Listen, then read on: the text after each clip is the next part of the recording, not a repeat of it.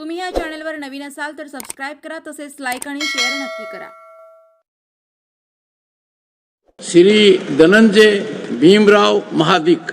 धन्यवाद सभापति जी, आपने मुझे the protection of interest in aircraft objects bill 2024 पर बोलने का मौका दिया। मैम, समय के साथ बदलाव को स्वीकार करना ये प्रकृति का नियम है। अगर हम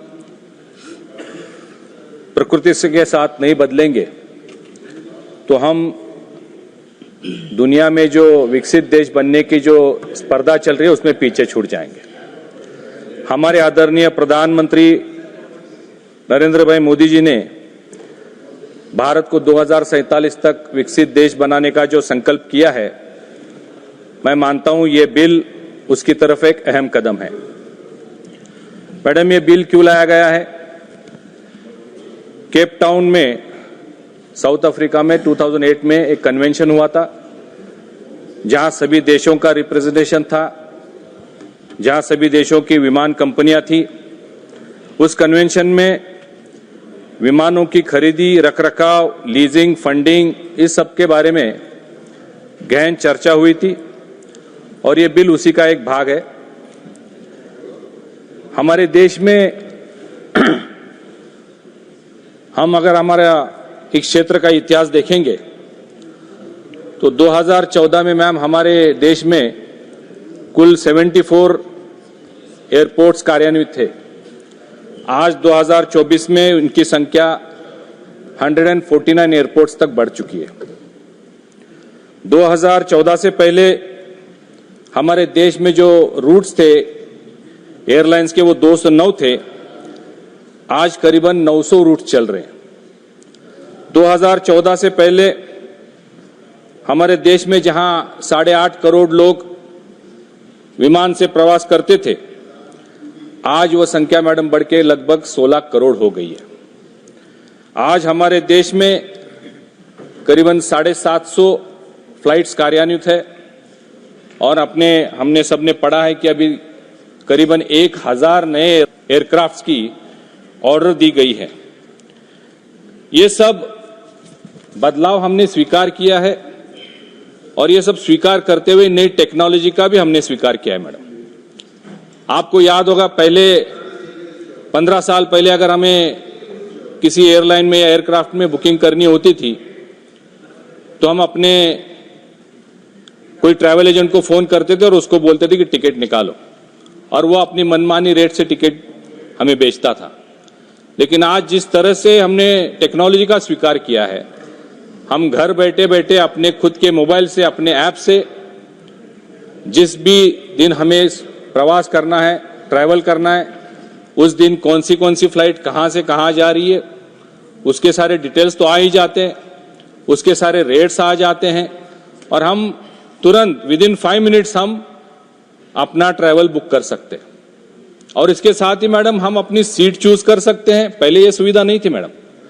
हम अपनी सीट चूज कर सकते हैं, चाहे वो मिडिल हो, आयल हो, विंडो हो। इसके साथ साथ मैडम हम अपना फूड चूज कर सकते हैं, आपको वेज खाना है, नॉन वेज खाना है। इतनी सुविधा टेक्नोलॉजी के माध्यम से हमें मिली है। और अभी डीजी यात्रा के माध्यम से आप अगर एयरपोर्ट भी जाते, क्योंकि एयरपोर्ट पे कंजेशन बहुत बढ़ रहा है, सभी एयरपोर्ट्स फुल है, सभी फ्लाइट्स फुल है, टिकट्स नहीं मिलते हैं। आप एयरपोर्ट पे जाते तो डीजी यात्रा के माध्यम से सिर्फ फेस रिकॉग्निशन से आपको एकदम सुलभता से आप एयरपोर्ट में भी अंदर जा सकते हैं। तो ये सारी चीजें हमने अडॉप्ट की है। साथ ही साथ हमने प्रधानमंत्री मोदी जी की जो एक महत्वपूर्ण उड़ान योजना चली है, जिसमें 6 बार अलग अलग छोटे शहरों को बड़े शहरों से जोड़ने के लिए, कनेक्टिविटी देने के लिए उड़ान योजना का अनाउंसमेंट किया था। उसका भी लाभ पूरे देश को हो रहा है। मैडम, ये विधेयक विमानों और उनके संबंधित उपकरणों की सुरक्षा और सुरक्षा संबंधी अधिकारों को उसकी रक्षा करने के लिए लाया गया है। विमान उद्योग आज विश्व का सबसे तेजी से बढ़ने वाला क्षेत्र है और इसे और अधिक सुरक्षित, व्यवस्थित और स्थिर बनाने के लिए कानूनी ढांचा आवश्यकता है। ये विधेयक उस कानूनी ढांचे को मजबूत करता है। भारतीय विमान क्षेत्र में तेजी से विस्तार के साथ ही विमान के खरीदने की रखने की और संचालन से जुड़ी विभिन्न जटिलताओं की जो उत्पन्न हो रही है उसे समाधान करने के लिए बिल उपयुक्त है। इस विधेयक का उद्देश्य इन जटिलताओं का समाधान प्रदान करना। ये विधेयक विमान उपकरणों से संबंधित वित्तीय लेन देन, करार और सुरक्षा के मामलों में पारदर्शिता और स्पष्टता सुनिश्चित करेगा। यह विधेयक विमान उपकरणों पर सुरक्षा अधिकारों की सुरक्षा करने का प्रावधान करता है। इस क्षेत्र में विमानों की खरीद बिक्री और उनके रखरखाव से संबंधित विवादों को जैसे कानूनी जो ढांचा बनाने के लिए यह बिल उपयुक्त है। यह विधेयक ये भी सुनिश्चित करता है कि जब किसी विमान से संबंधित वस्तु या उपकरण की पुनः प्राप्ति की आवश्यकता हो तो उसे प्राथमिकता के आधार पर सुरक्षा दी जाएगी। यह विशेष रूप से उधारी वित्तीय मामलों और उधारी वसूली के मामलों में भी सहायक करेगा। जैसे अभी हमारे माननीय सदस्य बोल रहे थे कि कभी वो लीजिंग होता है और उसका पेमेंट जो है वो उधारी पर भी होता है। यह विधेयक वैश्विक विमानन मानकों और समझौतों को अनुरूप करते हुए भारतीय विमानन उद्योग को अंतर्राष्ट्रीय स्तर पर प्रतिस्पर्धी बनाए रखने के लिए महत्वपूर्ण है। यह न केवल विमान उद्योग के भीतर ही बल्कि अंतर्राष्ट्रीय व्यापारिक लेन देन में भी भारत को एक मजबूत स्थान दिलाएगा। विमान उपकरणों के अधिकारों और सुरक्षा से संबंधित मामलों में विवादों को हल करने के लिए यह विधेयक एक स्पष्ट और सरल न्यायिक प्रक्रिया सुनिश्चित करेगा। इससे एयरलाइनों, बैंकों और वित्तीय संस्थानों को विमानों और उनके उपकरणों के संबंधित कानूनी विवादों को जल्दी और प्रभावी ढंग से सुलझाने में मदद करेगा। यह न केवल विमान उपकरणों की सुरक्षा सुनिश्चित करेगा बल्कि इससे विमान सुरक्षा में भी वृद्धि होगी। विमान उपकरणों से संबंधित किसी भी प्रकार के विवाद को कानूनी रूप से हल करने के लिए यह विधेयक मजबूत ढांचा प्रदान करेगा।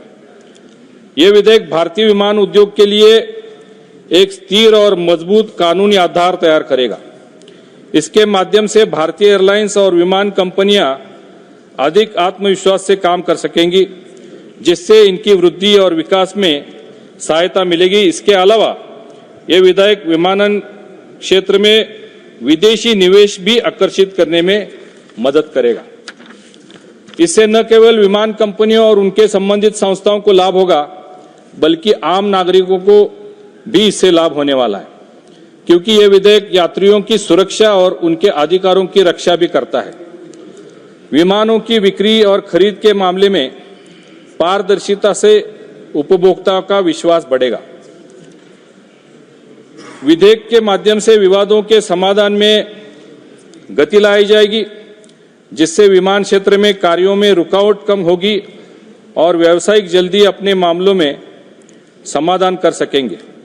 इससे भारतीय विमान क्षेत्र की प्रतिस्पर्धात्मकता में भी वृद्धि होगी। अभी हमारे विपक्ष के साथी कह रहे थे ये सिर्फ बड़े लोगों के लिए या बड़े कंपनियों के लिए ये बिल लाया गया है, लेकिन मैडम मैं कहना चाहता हूं कि इससे छोटे और जो मझले स्तर की विमान कंपनियां हैं उनके लिए भी ये लाभकारी बिल है। ये विधेयक उन उपकरणों को और विमान की सुरक्षा को सुनिश्चित करता है जिनकी खरीद और रखरखाव छोटे विमान उद्योग द्वारा भी की जाती है। इसके अलावा यह विधेयक कोई भी ऐसा अधिकार नहीं देता जो उपभोक्ता को नागरिकों के हितों के खिलाफ हो।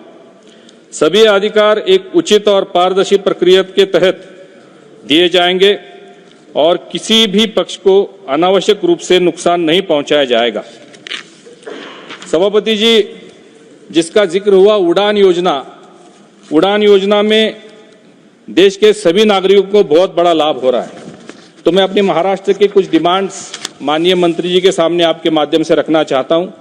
जैसे कि मैंने पहले कहा, उड़ान योजना में अब तक 6 बार वृद्धि की गई और उसको और एक्सटेंड किया गया है। प्रधानमंत्री मोदी जी ने और वित्त मंत्री जी ने अपने बजट में भी इसका जिक्र किया था।